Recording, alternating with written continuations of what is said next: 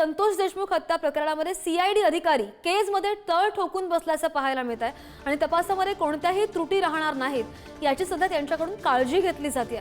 इतर आरोपींचा सहभाग आहे का याची सुद्धा त्यांच्याकडून चाचपणी सुरू आहे आणि देशमुख हत्या प्रकरणामध्ये आता आरोपी वाढण्याची शक्यता सुद्धा वर्तवली जाते।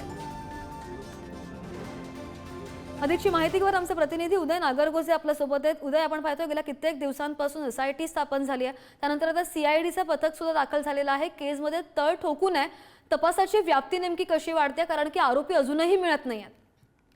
नक्कीच श्रद्धा, आपण जर बघितलं तर संतोष देशमुख यांच्या खून प्रकरणाला 1.5 महिना होत आला तरी अद्याप एक आरोपी फरार आहे आणि जे आरोपी अटकेत आहेत त्यांची सध्या पोलीस कोठडी सुरू आहे आणि या पोलीस कोठडीच्या दरम्यान अनेक बाबी समोर येत आहेत। त्या तपासात ज्या बाबी समोर येत आहेत त्यावर विशेष काम करत आहेत सीआयडीचे अधिकारी आणि या प्रकरणाच्या तपासात कुठलीही त्रुटी राहणार नाही याची काळजी घेतली जात आहे। या सगळ्या तपासावर वरिष्ठ अधिकारी देखील लक्ष ठेवून आहेत।